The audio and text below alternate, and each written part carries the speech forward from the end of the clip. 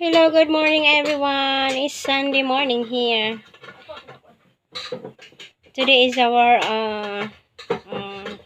going to the beach. Today is our 8 years anniversary, guys. Please greet us. So this is beans, guys. Adobong beans. I just cooked a while ago. And here the bami. That's the bami. And this is rice. So we're cooking rice here now. So I still have rice here. That's the rice there. And 10:30 we're leaving here.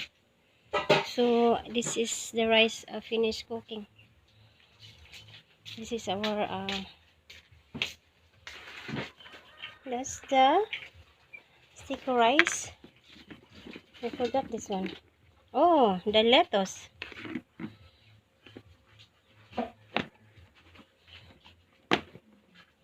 And this is, look, the lumpia. Very nice. It smells good. And we have a salad too. And I'll be back later, guys. Thanks for watching. See you later.